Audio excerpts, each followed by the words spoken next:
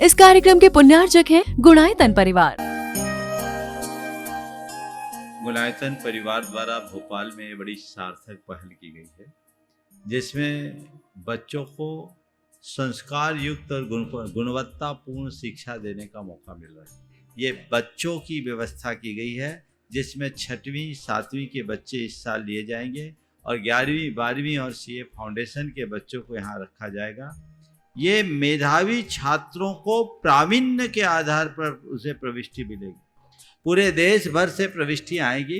प्रत्येक कक्षा में मात्र 30-30 बच्चों का ही चयन होगा और चयनित बच्चे वे होंगे जो अपनी प्रतिभा के बल पर चुने जाएंगे और उनको एक प्रकार की स्कॉलरशिप दी जाएगी। ये छात्रवृत्ति के तहत पढ़ेंगे। गुणायतन के समाज कल्याण की दिशा में एक बहुत अच्छी पहल है और ये सार्थक पहल है। इसकी शुरुआत भोपाल से हो रही है।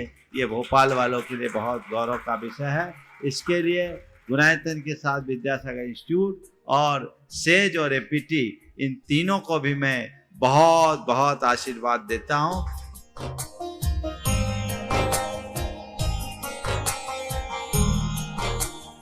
एक आदर्श और व्यवस्थित दिनचर्या का लक्ष्य प्राप्ति में बहुत बड़ा योगदान होता है।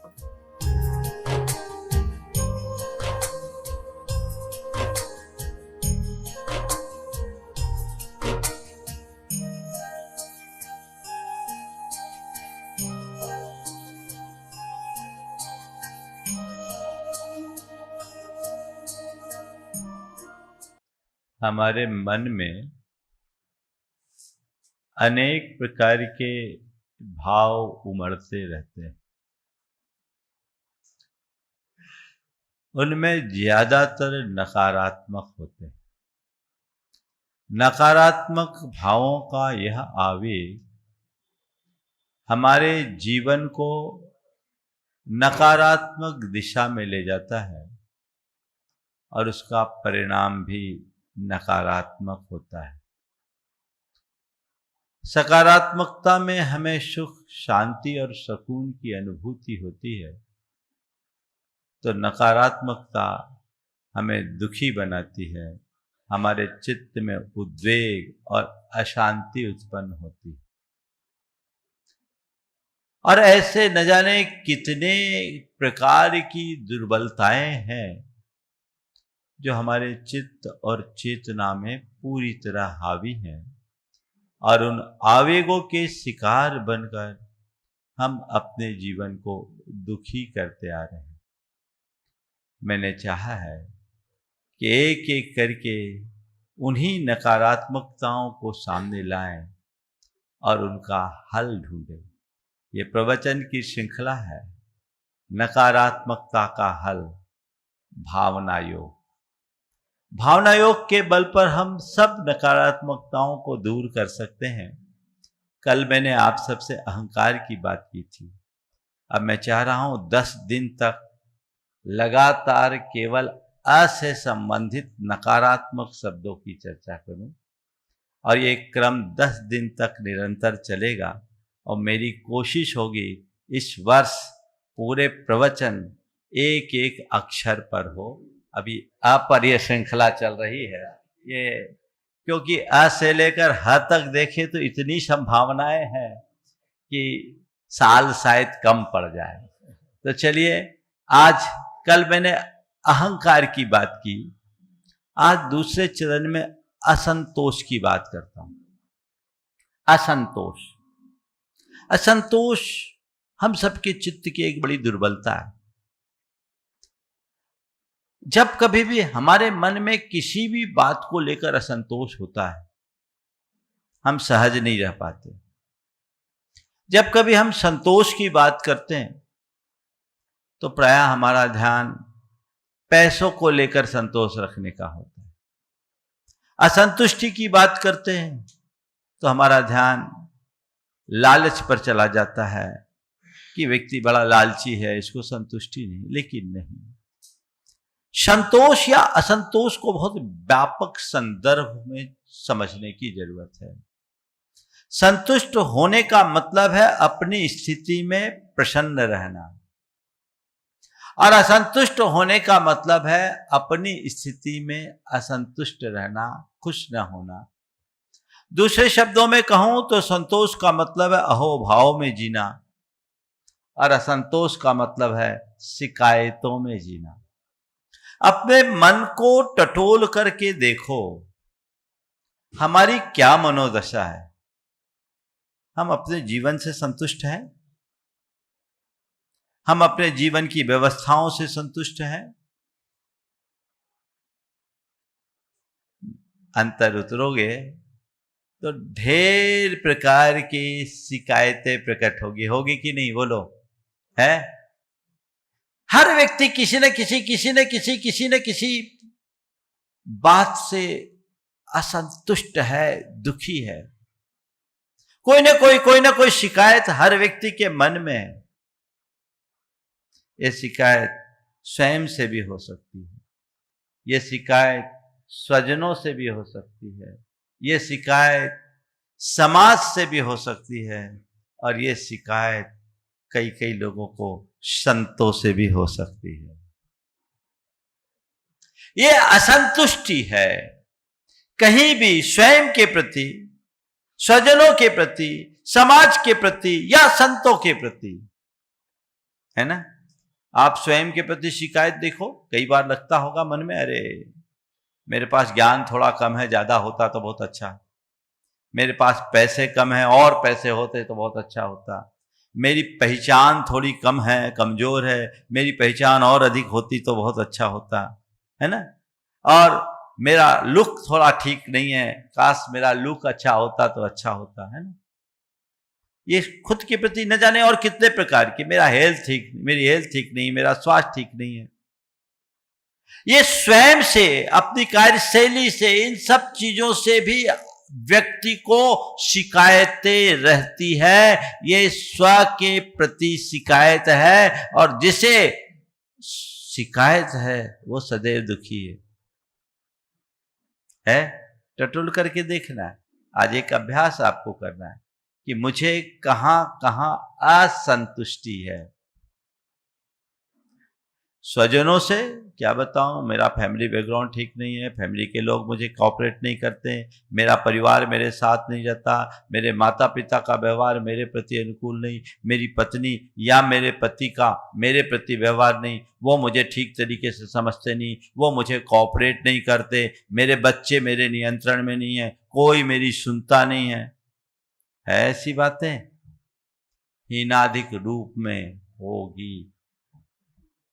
समाज, कई लोग समाज और समाज की व्यवस्थाओं को लेकर बड़ी शिकायतें करते, क्या करें, समाज में ऐसा है, आज तो समाज में कुछ बचा ही नहीं, न कोई मान मर्यादा बची, न कुछ बचा, कोई किसी की सुनते नहीं, एक दूसरे का कोई ख्याल नहीं करते, समाज में सामाजिकता के नाम पर अब कुछ बचा ही नहीं। न जाने समाज से आपको कितनी शिकायत, को प्रोफेशनल व्यक्ति है तो उसे अपने कार्य क्षेत्र से ढेर प्रकार की शिकायतें, और संतों से भी शिकायत होती है ना? औरों से हो या ना हो, मुझसे तो है ही महाराज, मिलते नहीं, जल्दी मिलते नहीं, है ना? ये सब चीजें हैं। इसकी जड़ क्या है?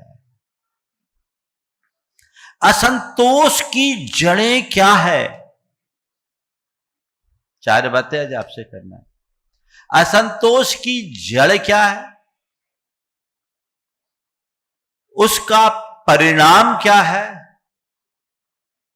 उससे बचने का उपाय क्या है, और उसके लिए हम क्या अभ्यास करें।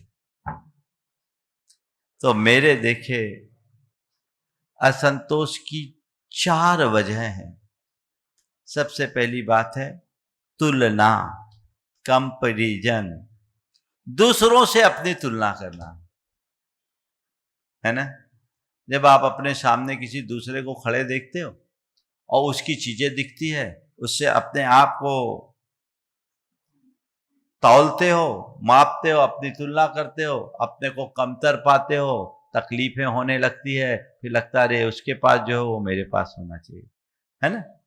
मेरे पास, उसके पास जो गाड़ी है वैसी गाड़ी मेरे पास होनी चाहिए, उसके पास जैसा घर है वैसा घर मेरे पास होना चाहिए, वो जैसे ब्रांडेड कपड़ा पहनता वैसे कपड़े मुझे पहननी चाहिए, उसकी जैसी रेपुटेशन है मेरी रेपुटेशन भी वैसी होनी चाहिए, वो जिस तरह की लाइफ स्टाइल अपनाता वैसी लाइफ स्टाइल मेरी होनी चाहिए। कंपैरिजन तो आपको यही कहता है ना, वो गलत दिशा में ले जाता है। इसमें आपके पास कितना भी अच्छा हो खुश नहीं रहने देगा। ध्यान रखना, संतोष वह है जो खुद को भर दे और असंतोष वह है जो बाहर से खुद को भरना चाहे।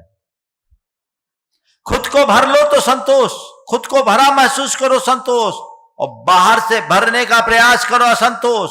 दूसरों की तरफ देखोगे केवल और केवल असंतोष होगा। क्या जरूरत है किसी से किसी को कंपेयर करने की? मैं जो हूं साथ साथ वो भी कहते जा रहा हूं, मैं तुलना करने की जगह अपने आप को पूर्ण महसूस करूं, अपने आप को परफेक्ट फील करूं। मैं जो हूं पर्याप्त हूं, मैं अपने आप में पूर्ण हूं, मैं समर्थ हूं, मैं सक्षम हूं, और जो हूं वो ठीक हूं। क्या है? मेरे पास गाड़ी है, 10 लाख की गाड़ी है, और किसी की 50 लाख की गाड़ी दिख रही है। उस गाड़ी को देखकर 10 लाख की कार तुम्हें बेकार दिखने लगी, क्योंकि तुम दूसरे की 50 लाख से कंपेयर कर रहे हो। काश उसकी जगह ये सोचते कि कम से कम मेरे पास गाड़ी तो है। दुनिया में तो बहुत सारे ऐसे लोग हैं जो अपनी जिंदगी की गाड़ी को पैदल भी घिसट के पार कर रहे हैं। मैं अपने आप को भाग्यशाली क्यों नहीं समझता? दूसरों से जब भी कंपैरिजन करोगे तो असंतोष होगा, किसी भी क्षेत्र में। कंपैरिजन को खत्म करके हमें कॉम्बिनेशन की बात सोचनी चाहिए। सामंजस्य बिठा के तालमेल बनाने का प्रयास करना चाहिए। दूसरों को देखो ही मत, है ना। दूसरी बात, अपेक्षा। हर बात को अपनी तरह चाहना, जैसा मैं चाहूं वैसा हो, यह एक्सपेक्टेशन होता है। उससे क्या होता है? प्रायः जो मैं चाहूं वैसा होता है क्या? फिर क्या होता है? दुख होता है, असंतोष होता है। मैं आया हूं उपदेश देने के लिए, अब मैं सोचूं कि लोग मेरे प्रवचन को सुने, गंभीरता से सुने, हजारों की संख्या में लोग आए, मेरे हर वाक्य पर लोग तालियां बजाएं। इसमें भी कोई बुराई नहीं कि मैं अपनी बात को बहुत प्रभावात्मक तरीके से रखूं, लोग उसे अप्रिशिएट करें, सोच करके मैं बात करूं तो उसमें मेरा परफॉर्मेंस अच्छा होगा। लेकिन अच्छी बात करने के बाद भी अगर आप लोगों का वैसा प्रतिभाव न मिले और मैं अपनी बात को पकड़ करके बैठ जाऊं तो मैं दुखी होऊंगा कि नहीं होऊंगा? बोलो। उसी पल दुखी हो जाऊंगा, और दुखी तो होऊंगा, अपना विषय भी भूल जाऊंगा, है ना। एक बार मुझसे कहा, जब कोविड चल रहा था, तो कोविड में तो कोई था ही नहीं, संघ ही वक्ता और संघ ही श्रोता। आप लोगों ने पूरे देश में सुना। तो मुझसे कहा किसी ने, महाराज जी कोई श्रोता आपके सामने नहीं, 4 आदमी बैठे हैं और आप इतने मगन होकर के बात कर रहे हैं, अपनी कैसे कर लेते हैं? हम लोगों से तो बात ही नहीं निकलती। मैंने कहा कि मैं जनता के लिए नहीं सुनाता, खुद को सुनाता हूं, खुद के लिए सुना रहा हूं, और मैं आनंद से भर रहा हूं। जनता सुन ले, लाभान्वित हो जाए, वो उसका है। और 4 है तो 4 तो समझदार है, गधे थोड़ी। जो है उनके लिए भी बहुत है। व्यक्ति तो एक व्यक्ति से बात करके जिंदगी काट देता है, मेरे पास तो 4 है। आप देखिए अपने मन में जब भी कभी अपेक्षाएं रखते हैं, अपने मनोनुकूल परिणाम चाहते हैं, प्रायः उसकी पूर्ति नहीं होती, मन में असंतोष की अग्नि जलने लगती है, और जो असंतोष की आग से ग्रसित होता है उसका जीवन झुलस जाता है, तहस नहस हो जाता है, वो अशांति का अनुभव करता है। आज से तय करो, हम कोई भी बात करें उसे सहजता में लें, अपेक्षाएं नहीं करें। अपेक्षाओं से हम अपने आप को बचा करके चले, जीवन बेहतर बनेगा। तीसरी बात, भूल। हम लोग एक बड़ी भूल में जीते हैं, जो है उसको भूल जाना। तुम्हारे पास जो है तुम उसको ध्यान में ही नहीं रखते। बोलो, रखते हो क्या?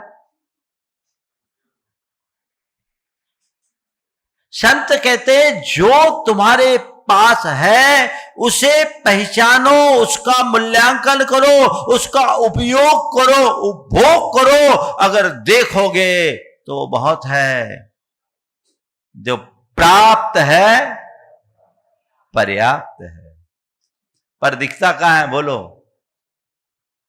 मनुष्य की एक बड़ी दुर्बलता है, उसे वह नहीं दिखता जो उसके पास है, उसे सदैव वह दिखता है जो उसके पास नहीं है। इसी को बोलते लालसा, लालच। जो नहीं है उसको पाने की ललक है, उसको भूल जाओ, दुखी रहोगे। नहीं है उसको पाने की ललक कर लो, दुखी रहोगे। ये असंतोष की जड़ है। तो तुलना, अपेक्षा, भूल और लालच, ये चारों चीजें ऐसी हैं जो हमें असंतोष की ओर धकेलती है, और ऐसा असंतोष मनुष्य को सदैव दुखी बनाकर रखता है। बोलो, अनुभव है ना? है? अब क्या करना है? इतने में ही संतोष करना है कि और सुनने की इच्छा है? महाराज, बाकी जगह आप संतोष करा देना, यहां संतुष्ट मत करो। हम तो चाहते हैं कि आप बोलते ही रहो। बंधुओं, सवाल बोलने और सुनने का नहीं है, सवाल जीवन को बदलने का है। अपने मन को टटोल करके देखना है कि ये असंतोष मेरे मन में है कि नहीं। अध्यात्म हमारे जीवन को पूरी तरह संतुष्ट करता है। अध्यात्म के बल पर ही हम अपने जीवन को सुखी और संतुष्ट बनाने में समर्थ हो सकते हैं। तो अपने अंदर ऐसी आध्यात्मिकता को हमें विकसित करने की जरूरत है जो हमें हर प्रकार से सुखी और प्रसन्न बना सके। तो ये असंतोष है। इसके 4 कारण तो मैंने बता दिए। बचने का उपाय क्या है? 4 बातें अपना करके चलो। पहली बात, भावोन्मुखी दृष्टि रखें। दूसरी बात, यथार्थ को सामने रखें। तीसरी बात, सकारात्मक सोच के धनी बने। और चौथी बात, वर्तमान में जीना सीखे। भावोन्मुखी दृष्टि अर्थात तुम उसे मत देखो जो तुम्हारे पास नहीं है, सदैव उसे देखो जो तुम्हारे पास है। जो तुम्हारे पास है वही तुम्हारा, वही तुम्हारे काम का है, दूसरे का थोड़ी। तुम्हारे पास अगर 1000 है ना तो वो तुम्हारे काम का है, पड़ोसी का 1,00,000 तुम्हारे किसी अर्थ का नहीं। तो अपने 1000 का लुत्फ उठाओ, उसका सुख भोगो, पड़ोसी के 1,00,000 को देखकर 99,000 के अभाव का दुख क्यों महसूस करते हो? जो है जैसा है सहज रूप से स्वीकार करो। वो दृष्टिकोण यदि जग जाए तो कभी कठिनाई नहीं। मेरे पास जितना है वो कम है क्या? मेरे संपर्क में एक सज्जन, आप उनके जीवन के बारे में सुनोगे तो आश्चर्य करोगे, लेकिन बड़ा प्रसन्न चित्त रहने वाला व्यक्ति मेरे पास अक्सर आता, काफी टाइम देता था। एक दिन लोगों ने मुझे बताया कि महाराज जी, इस व्यक्ति की स्थिति बड़ी विषम है। मैंने कहा क्या बात है? उससे बातचीत की तो बोला, महाराज जी अभी इस व्यक्ति को लाखों रुपए का नुकसान हुआ। पत्नी ब्रेस्ट कैंसर की शिकार हुई, एक भाई विक्षिप्त है, अर्ध विक्षिप्त, पूरे घर का दारो मदार ये संभाल रहा है। लेकिन इसके बाद भी इतना टाइम देता है और खुश रहता है। मैंने उससे पूछा, उसने कहा, महाराज जी मैंने तो आपसे एक ही बात सीखा है, जो अपने कर्म का योग है वो तो भुगतना ही पड़ेगा। और आपने हमेशा सकारात्मक सोचने की बात की। मैं एक सोचता हूं, जो गया वो मेरा नहीं है, जो बचा है वही मेरा है। महाराज जी नुकसान हुआ निश्चित, लेकिन मैं ये मानता हूं कि इतना नुकसान होने के बाद भी कम से कम मैं इतना तो हूं कि उसे चुकाने की सामर्थ्य रखता हूं। अपनी संपत्ति एसेट्स को बेच दूंगा, चुका दूंगा, रोना क्या है। महाराज मैं इस नुकसान को नसीहत मानता हूं।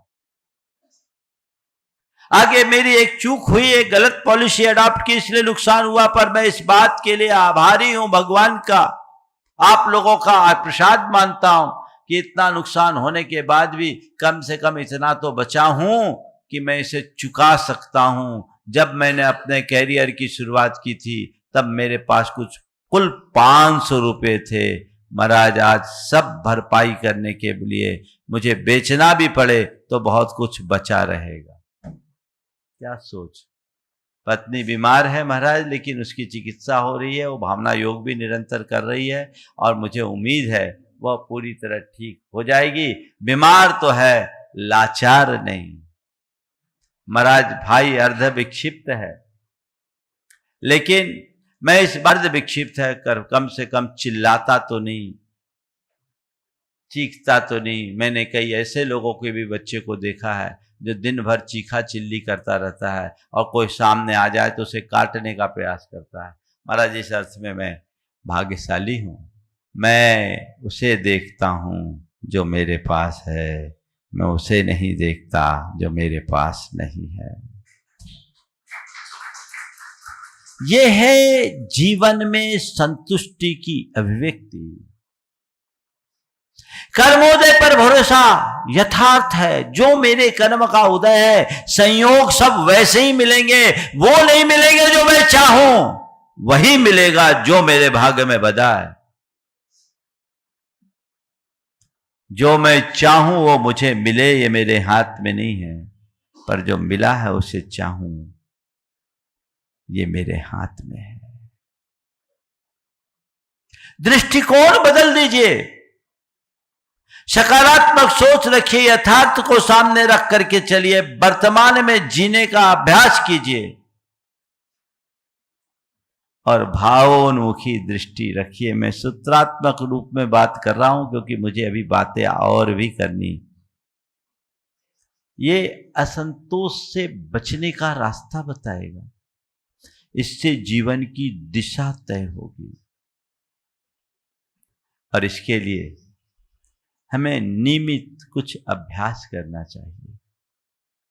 सुबह उठिए, भावना योग तो मैं आपसे कराऊंगा ही, लेकिन कुछ बातें अपने मन में फीड कीजिए, कुछ चीजें अपनी जांच परख के लिए देखिए जो आप लोगों के लिए बड़ी उपयोगी है और जो इसके लिए मैंने आप लोगों के लिए तैयार किया है। सुबह उठे या शाम को सोने के पहले ये 4 सवाल अपने मन से रोज करें। आज क्या मिला? क्या मैं खुश हूं?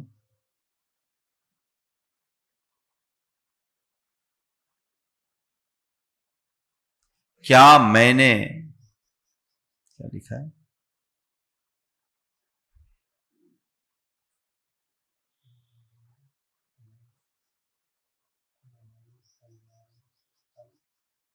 चश्मा लाना।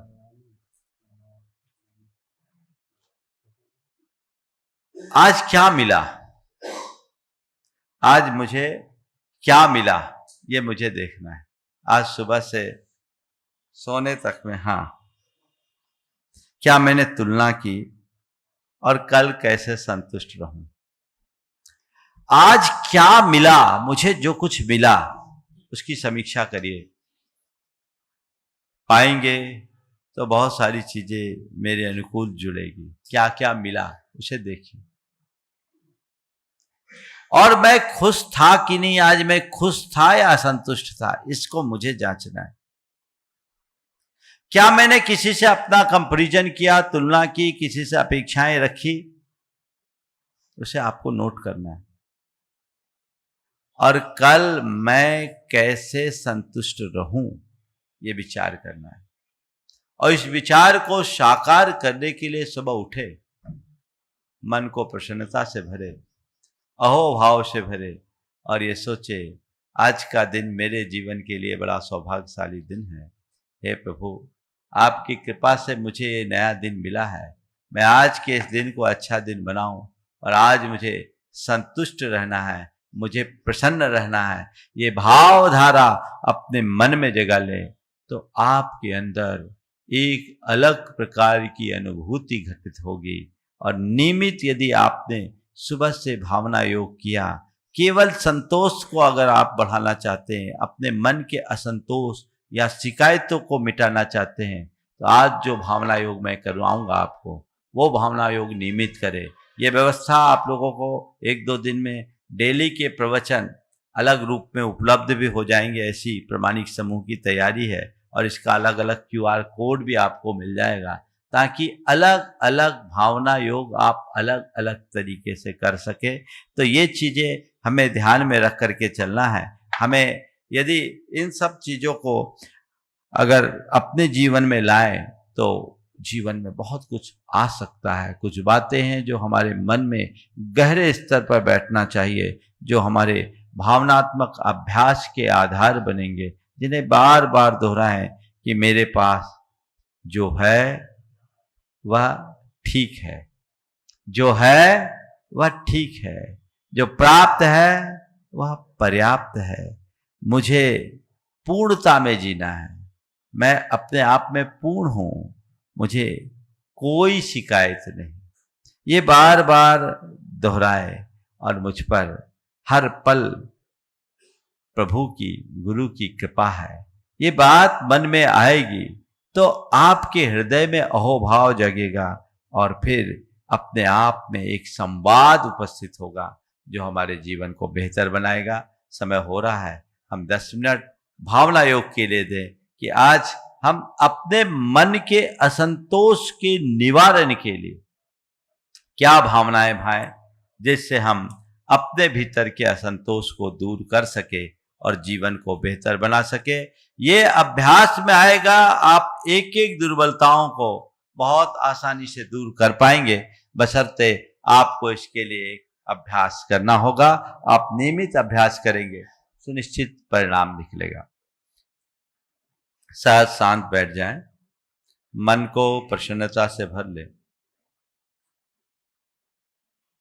श्वास ले और छोड़े, धीमी धीमी गहरी श्वास और धीमी धीमी गहरी निश्वास। आती जाती सांसों को देखें, अपने आप को सहज और प्रसन्नता से भरे। प्रभु परमात्मा की उपस्थिति का एहसास करते हुए उनके चरणों में अपनी ओर से कृतज्ञता भरा आभार प्रकट करें। हे प्रभु, आपके चरणों में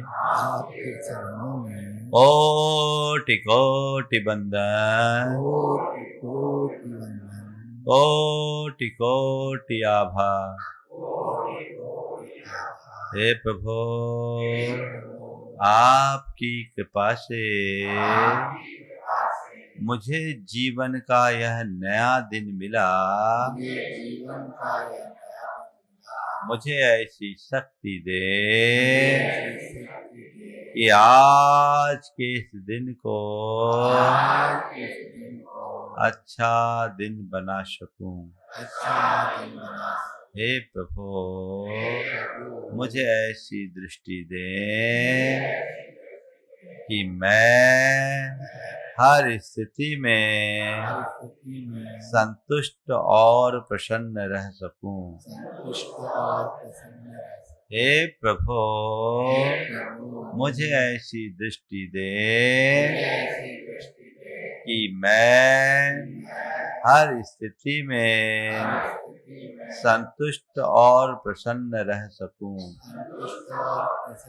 हे प्रभु, मैं संतुष्ट रहूं, मैं संतुष्ट रहूं, मैं संतुष्ट रहूं, मैं संतुष्ट रहूं, मैं प्रसन्न रहूं, मैं प्रसन्न रहूं, मैं प्रसन्न रहूं, मैं प्रसन्न रहूं। हे प्रभु, मुझ में ऐसी समझ जगा दो कि मैं प्राप्त को पर्याप्त समझ सकूं। हे प्रभु, मेरे लिए जो प्राप्त है वह पर्याप्त है, जो प्राप्त है वह पर्याप्त है, जो प्राप्त है वह पर्याप्त है। हे प्रभु, मुझ में ऐसी भावना जगा दो कि मैं अपने आप को पूर्ण महसूस कर सकूं। मैं अपने आप को पूर्ण महसूस कर सकूं।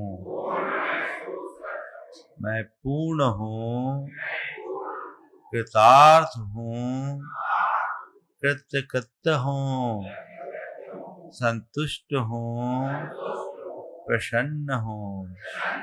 हे प्रभु, बीते दिन में मैंने न जाने कितनी बार अपने मन में असंतोष का भाव रखा, औरों से तुलना की, अपेक्षा रखी, वर्तमान को भूला, भविष्य की चिंता की, लोभ लालच में फंसकर नाना प्रकार के पापाचार किए, अपने मन को दुखी किया। उसका मुझे घोर पश्चाताप है। मैं उसकी निंदा करता हूँ और आलोचना करता हूँ, उनका परित्याग करता हूँ। मैं अपने समस्त दोषों की शुद्धि करता हूँ, उनका प्रतिक्रमण करता हूँ।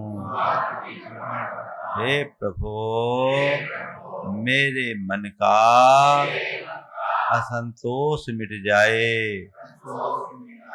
मैं संतुष्ट रहूं, मैं प्रसन्न रहूं। हे प्रभु, अपने असंतोष के कारण मैंने जिस किसी का भी दिल दुखाया हो, कष्ट पहुंचाया हो, उन सभी से मैं हृदय से क्षमा मांगता हूँ, अपनी ओर से उन्हें क्षमा करता हूँ। वे भी मुझे क्षमा करे, वे भी मुझे क्षमा करे। मुझे संतुष्ट रहना है, मुझे संतुष्ट रहना है। मैं संतुष्ट रहूंगा अपने आप को पूर्ण समझूंगा। मैं संतुष्ट हूँ, मैं पूर्ण हूँ। मेरे पास जो है वह पर्याप्त है। मेरे पास जो है वह पर्याप्त है। मैं अतीत की स्मृतियों और भविष्य की कल्पनाओं का परित्याग करता हूँ। मुझे वर्तमान में जीना है। मुझे वर्तमान में जीना है। मुझे सहज रहना है। मुझे शांत रहना है। मुझे सकारात्मक रहना है। मैं शुद्ध आत्मा हूँ। मैं पवित्र आत्मा हूँ। मैं पूर्ण हूँ। मैं पूर्ण हूँ। मैं तृप्त हूँ। मैं तृप्त हूँ। मैं कृतकृत हूँ। मैं कृतकृत हूँ। मैं संतुष्ट हूँ। मैं संतुष्ट हूँ। पूर्णोहम। पूर्णोहम। पूर्णोहम।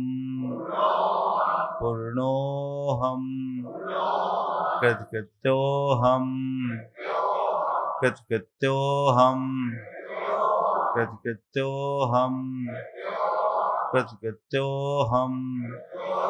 संतुष्टोहम। इस कार्यक्रम के पुण्यार्जक गुणायतन परिवार।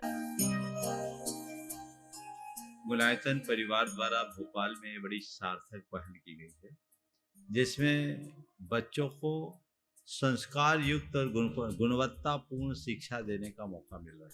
ये बच्चों की व्यवस्था की गई है, जिसमें 6वीं 7वीं के बच्चे इस साल लिए जाएंगे और 11वीं 12वीं और सीए फाउंडेशन के बच्चों को यहाँ रखा जाएगा। ये मेधावी छात्रों को प्रावीण्य के आधार पर उसे प्रविष्टि मिलेगी। पूरे देश भर से प्रविष्टि आएगी। प्रत्येक कक्षा में मात्र 30-30 बच्चों का ही चयन होगा और चयनित बच्चे वे होंगे जो अपनी प्रतिभा के बल पर चुने जाएंगे और उनको एक प्रकार की स्कॉलरशिप दी जाएगी। ये छात्रवृत्ति के तहत पढ़ेंगे। गुणायतन के समाज कल्याण की दिशा में एक बहुत अच्छी पहल है और ये सार्थक पहल है। इसकी शुरुआत भोपाल से हो रही है। ये भोपाल वालों के लिए बहुत गौरव का विषय है। इसके लिए गुणायतन के साथ विद्यासागर इंस्टीट्यूट और सेज और एपीटी, इन तीनों को भी मैं बहुत बहुत आशीर्वाद देता हूँ।